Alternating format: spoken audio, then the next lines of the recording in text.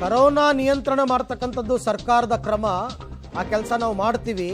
ಸರ್ಕಾರಿ ಮತ್ತು ಖಾಸಗಿ ಆಸ್ಪತ್ರೆಗಳಲ್ಲಿ ಸ್ಪೆಷಲ್ ಕೋವಿಡ್ ವಾರ್ಡ್ಗಳನ್ನು ಮೀಸಲಿಡ್ತೀವಿ. ಆಕ್ಸಿಜನ್, ವೆಂಟಿಲೇಟರ್, ಬೆಡ್, ಔಷಧಿ ಖರೀದಿಗೆ ಸೂಚನೆಯನ್ನು ಈಗಾಗಲೇ ಕೊಡಲಾಗಿದೆ. ಅಗತ್ಯ ಬಿದ್ದರೆ ಕೋವಿಡ್ ಲಸಿಕೆಯನ್ನು ಕೂಡ ಖರೀದಿ ಮಾಡ್ತೀವಿ ಅಂತ ಮುಖ್ಯಮಂತ್ರಿಗಳು ಹೇಳಿದ್ದಾರೆ.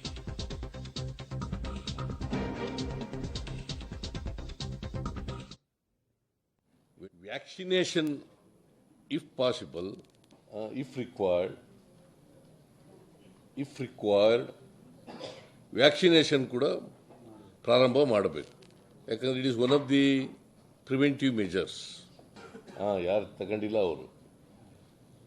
ಸೊ ವ್ಯಾಕ್ಸಿನೇಷನ್ ಕೂಡ ಪ್ರಾರಂಭ ಮಾಡಬೇಕು ಅಂತ ಸಲಹೆ ಕೊಟ್ಟಿದ್ದೀನಿ. ಇದು ಈಗ ಬಂದಿರತಕ್ಕಂಥ ಉಪತಳಿ, ಈಗಿನ ತಳಿ ಏನಂತ ಮಾಡಿದ್ದಾರೆ ಅಂದರೆ JN.1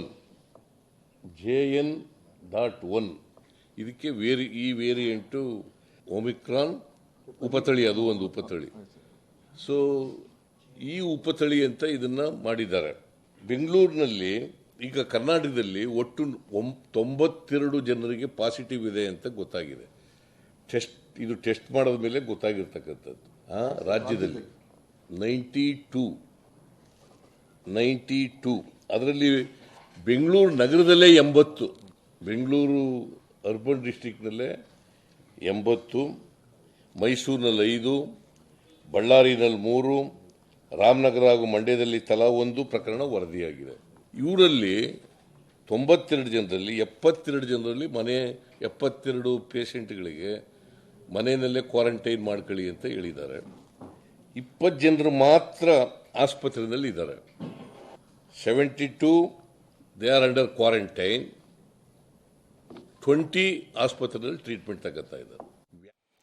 ಇವತ್ತು ಗೃಹ ಕಚೇರಿ ಕೃಷ್ಣಾದಲ್ಲಿ ನಡೆದಂತಹ ಮುಖ್ಯಮಂತ್ರಿಗಳ ನೇತೃತ್ವದ ಹೈವೋಲ್ಟೇಜ್ ಮೀಟಿಂಗ್ ಸಭೆಯಲ್ಲಿ ಆರೋಗ್ಯ ಸಚಿವ ದಿನೇಶ್ ಗುಂಡೂರಾವ್, ವೈದ್ಯಕೀಯ ಶಿಕ್ಷಣ ಸಚಿವ ಶರಣಪ್ರಕಾಶ್ ಪಾಟೀಲ್, ಆರೋಗ್ಯ ಇಲಾಖೆ ಅಧಿಕಾರಿಗಳು, ಬಿಬಿಎಂಪಿ ಅಧಿಕಾರಿಗಳು ಮತ್ತು ತಜ್ಞರ ಸಮಿತಿ ಎಲ್ಲರೂ ಕೂಡ ಭಾಗವಹಿಸಿದ್ರು. ಆ ಸಭೆಯಲ್ಲಿ ತೆಗೆದುಕೊಂಡಂತಹ ನಿರ್ಧಾರಗಳು ಏನೇನು ಅಂತಕ್ಕಂಥದ್ರ ಬಗ್ಗೆ ಮುಖ್ಯಮಂತ್ರಿಗಳು ಸುದೀರ್ಘವಾದ ಮಾಹಿತಿಯನ್ನು ಕೊಟ್ಟಿದ್ದಾರೆ.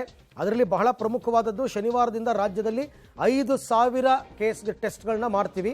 ಅದರಲ್ಲಿ 3,500 RT-PCR ಮತ್ತು 1,500 ರ್ಯಾಟ್ ಅಂದರೆ ರ್ಯಾಪಿಡ್ ಆ್ಯಂಟಿಜೆನ್ ಟೆಸ್ಟನ್ನು ಮಾಡ್ತೀವಿ ಅಂತಕ್ಕಂಥದ್ದು.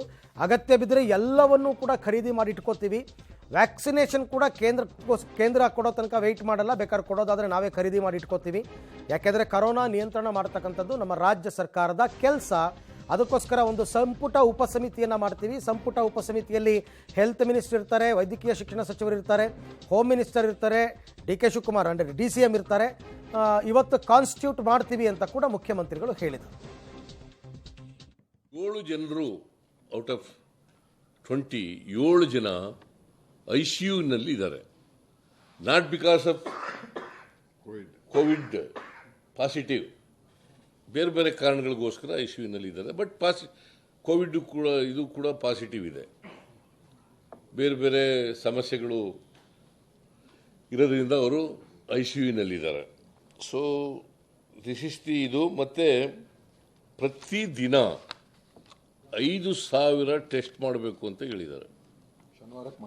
ಶನಿವಾರದಿಂದ 5,000 ಟೆಸ್ಟ್ ಮಾಡಬೇಕು ಅಂತ ಹೇಳಿದ್ದಾರೆ.